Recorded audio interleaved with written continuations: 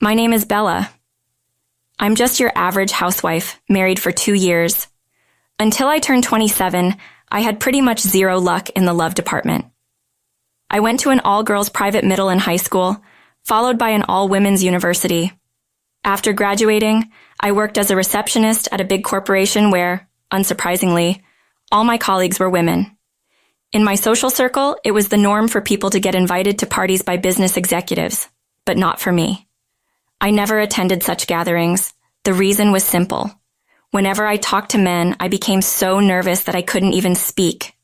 I often received compliments on my appearance and got invited out a few times. I had dinner with some kind-hearted guys, but in the end, they'd say, "You're pretty, but there's not much else to you." Then it happened. My destiny knocked on the door. "Bella, will you go out with me?" That's what Lex, an employee from one of our client companies who always registered at my desk, said to me. People around us speculated we were dating since he would only give his contact info to me, but that wasn't the case. Whenever he tried to engage me in conversation, I just gave polite smiles like I did with everyone else. I truly thought I was destined to be single forever, but then his confession changed everything. Can we maybe just start off as friends?" I got caught off guard. That was my reply. And yet, he nodded so eagerly, it was as if his head would fall off. And he entered the office still smiling. This was a first for me. Until now, it had always been guys with clear ulterior motives like, "Want to have dinner" or "free tonight?" But with Lex, I sensed no such intentions, just pure affection. I was so thrilled. I went out with him a few times. Though still nervous and not much of a conversationalist, he accepted me for who I was. And that's when I knew. "Lex, would you like to be in a relationship with me?" He was overjoyed, even to the point of tears. This all happened 2 years ago on Christmas. At that time, I felt extremely happy, thinking I'd be blessed forever with such a loving person. But the crack in the facade came when his company went bankrupt. 2 years later, I am now 29. "Lex, you should probably wake up now," I called to my still sleeping husband. I put on my shoes and left the house. Right now, I'm the only one bringing in money for our household. My husband's company went under 6 months ago. Can we maybe just start off as friends?" I got caught off guard. That was my reply. And yet, he nodded so eagerly, it was as if his head would fall off. And he entered the office still smiling. This was a first for me. Until now, it had always been guys with clear ulterior motives like, "Want to have dinner" or "free tonight." But with Lex, I sensed no such intentions, just pure affection. I was so thrilled. I went out with him a few times. Though still nervous and not much of a conversationalist, he accepted me for who I was. And that's when I knew. "Lex, would you like to be in a relationship with me?" He was overjoyed, even to the point of tears. This all happened 2 years ago on Christmas. At that time, I felt extremely happy, thinking I'd be blessed forever with such a loving person. But the crack in the facade came when his company went bankrupt. 2 years later, I am now 29.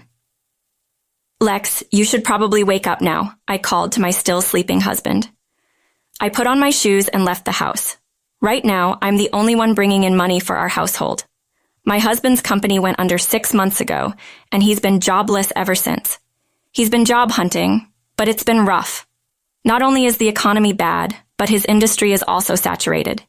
Even if he gets an offer, it's often for a take-home salary of just $2,000, making it difficult for him to commit to changing jobs. Despite all this, I continue to support him. Our love isn't so superficial that it would fade just because of unemployment. My salary has always been modest. We've never lived a life of luxury. We reside in a 2-bedroom rental apartment that's over 30 years old. It's not a secure building, and it's a 30-minute walk from the train station.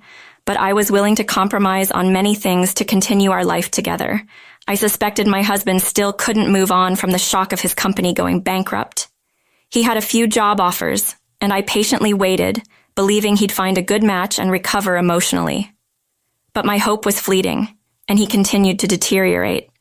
He even started taking his stress out on me, sometimes raising his hand in anger. He didn't leave any lasting marks, and I thought he must be suffering more than me. So I endured it, wanting to be supportive. Then, a few days later, he finally landed a new job.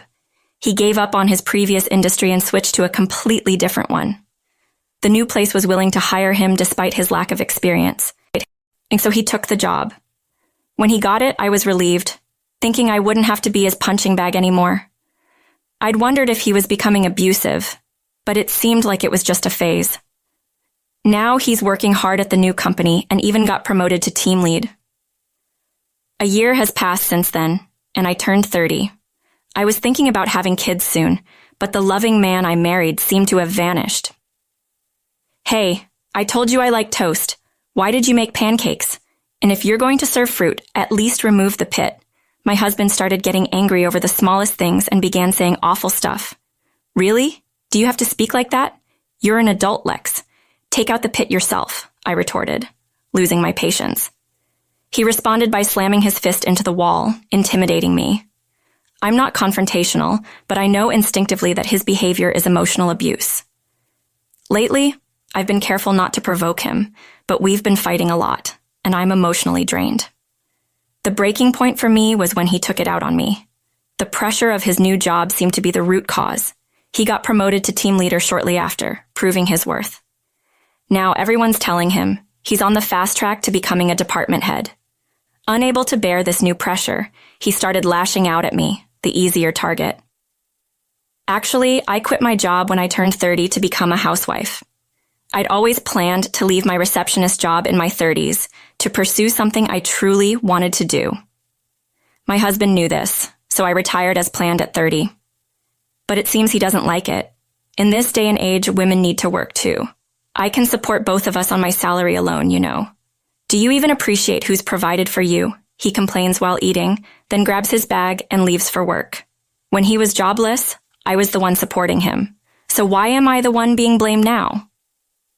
That was when I began to feel distant from him emotionally. One day, I returned home to find unfamiliar shoes at the door. To my surprise, my mother-in-law was lounging in the living room. "Oh, Mom, what are you doing here?" When I approached her, my mom flatly said, "Didn't Lex tell you? I'm moving in here from today." I had never heard anything like this. Later, I found out the reason was that my father-in-law had passed away, and my mom-in-law was feeling lonely. So my husband had suggested she move in. Of course, no one consulted me. As I stood there stunned, a mom-in-law ordered me to start making dinner. A homemaker's worth is proven by serving her family, so get on with it. Confused and frustrated, I went to the kitchen to make dinner anyway. Then, as the food was nearly ready, mother-in-law came in and said, "Lex hates burgers. This is garbage." She dumped the almost finished dish into the trash. I was seething inside, but oddly, words failed me when I was confronted by this unexpected situation. Unable to speak up, I watched as my mom-in-law took over and then started raging through the fridge and began cooking without asking. Finally regaining my composure, I said, "Hold on, Mom. I planned meals for the week and bought groceries accordingly." Just as I said that, she dumped flour on my head. Coughing from the flour, I continued to watch her make her dish and then demand I clean up. My husband eventually came home and was delighted to see the meal. "Oh yes, this is the kind of food I want. No need for salads. Fried stuff is the best," he said, ignoring me. He happily sat down to eat with Mom. At that point, my heart felt like it had been smashed and painted over with black ink. From then on, the daily harassment from mother-in-law and the emotional abuse from my husband continued. I felt there was no place for me in this home. And even though my husband has pressed for intimacy, under the circumstances, I naturally couldn't accept. I had been avoiding getting pregnant even though I'm already 30 because I don't want a child with this abusive man. Then, finally, the last straw broke. My mom-in-law said she was feeling unwell and asked me to drive her to the hospital. I didn't want to spend time with her, but I couldn't just leave her unwell, so I begrudgingly drove her to the hospital. But when I went to pick her up, a social worker called me into a separate room. "You must be having a tough time doing all the housework and childcare alone, but taking it out on your husband and mother-in-law isn't good," she said. Apparently, my mother-in-law had been claiming that I caused her bruises from a fall. Worse, she'd been going to the hospital multiple times and had consulted about me every time. It seems she had chosen today to deliver the final blow. The social worker, not knowing the whole story, just blamed me. "You should take better care of children and the elderly." All the while, our family doesn't even have kids. I reached my limit when I was told I might need psychiatric help. I'll sue you for violating my rights. I'm the one being abused here, not the other way around. I showed evidence for my husband's abuses and the burn marks caused deliberately by my mom-in-law. The social worker said she'd need to confirm this with mom-in-law, but I refused and left the hospital on my own. Soon after, my mom-in-law and husband returned home. Apparently, mom-in-law told my husband that I'd been mean to her. Shaking, my husband said, "You're a parasite leeching off me. How dare you abandon my mother?" I don't know what kind of story my mom-in-law spun for you, but judging by her fake tears, she lied again. I was tired of correcting her, so I walked out of the house, ignoring both of them. That day, I didn't return home and spent the night in a business hotel. Thankfully, I had my wallet and cell phone, and I could easily buy a charger. I decided not to go back home for a while and ignore both of them. But one day, I was walking near the house and ran into a woman in her 50s living across from our apartment. "I've been getting worried, haven't seen you around. Also heard from your mom that you and your husband are going on vacation for a week or so." Hearing that, I couldn't help but let out a dry laugh. But then I thought, if not now, when? I immediately contacted a moving company and asked them to help me move out as soon as possible, even if it was a bit more expensive. Luckily, I didn't have much stuff, and the movers arranged to send everything to my parents' house in just 3 days. Let's see how my clueless husband and his mother, who have no idea how much I've contributed to our home, react. They belittle me without knowing anything, and I won't forgive them.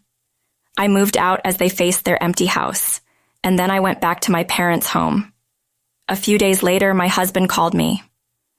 "Hey, Bella, where are you? Your room is empty," my husband said, catching wind of the situation. He kept demanding to know where I was. "None of your business," I told him. "By the way, I've already filled out the divorce papers since you've threatened divorce before. Just sign and submit them." I hung up the phone and blocked his number, and so a peaceful life began. I woke up, did yoga, prepared breakfast, and sat down at the table with my parents. Lunch with mom and dinner as a family again. I felt so normal, yet it was a comfort and happiness I hadn't felt in a long time. My parents were surprised when they received my thanks, but welcomed me warmly. Things took a turn when my husband found out I was at my parents' and waited for me nearby. I tried to run when I saw him, but he caught up and grabbed my arm. "Bella, let's go home. The house is a mess without you," he said, his grip tightening. I yelled, "Help me." A high school boy in his sports uniform happened to be passing by and came to my aid. A nearby businessman called the police. With the police there, my husband retreated quietly. But as expected, my raging mother-in-law stormed into my parents' house. "How dare you humiliate my son in public? What a disgrace! And you and your family are finally," she started. I held my father back from confronting them and said, "Meanwhile, my mother-in-law was outside our place, screaming threats and even mentioning defamation lawsuits. My dad was about to lose it and confront her, but I held him back. "It's okay, I'm ready to settle this," I said. I called my husband, who noticed the incoming call while next to my mother-in-law and boldly said, "I know you're cheating, and I have evidence. I'm going to sue you for abuse and get a settlement when we divorce." Hearing this, my husband began to panic.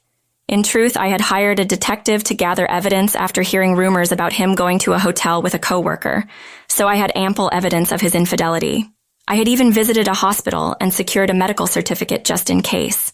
I had also recorded conversations to have evidence if needed. I planned to confront my husband and his mother once I felt emotionally ready, but I won't be quiet when they insult my parents. I know my mother-in-law has been taking money from my wallet also ever since I left. I heard the house is in a horrible state, even smelling bad. You're getting complaints from the neighbors, aren't you? Hearing this, my husband was at a loss for words. I got this information from a neighbor who told me my husband and his mother were out of town. Apparently, they've been failing at basic chores like sorting the trash, and the house has turned into a dump. Also, I heard there are complaints with the property management about the loud arguments they have daily. So maybe now my husband realizes how much I contributed to our household and wants me to come back. But it's too late. I'm not coming back to live happily ever after with your beloved mom. After saying this, I hung up the phone. Shortly after, I and my mother-in-law tried to kick down my front door. I called the police and they were both arrested. I later learned from my neighbor that they hadn't addressed any of the complaints through the management company. Eventually, the drama got so bad that it emptied out the entire apartment complex. The management finally took legal action against both of them, ignoring complaints, not paying rent, and disrupting business. They face a lawsuit seeking damages. In the end, they were ordered by the court to vacati and pay damages. Now they're blacklisted in the real estate market, unable to rent anywhere. Turns out, the reason for the unpaid rent was my husband, making a costly mistake at work, leading to a pay cut. Unable to find another place in the area, he quit his job and moved far away. And yet again, he hit another roadblock in finding new employment. He ended up homeless, which led his mother to shoplift. She was arrested for injuring a store clerk who confronted her. I found out about this through online news. Beyond that, I don't know and don't want to know. After the divorce, I started working in my dream cafe. I met and became friends with a colleague who is 5 years younger than me. At 34, I remarried. By 40, we opened our own dream cafe, and now I'm pregnant. It's a late-life pregnancy, but I've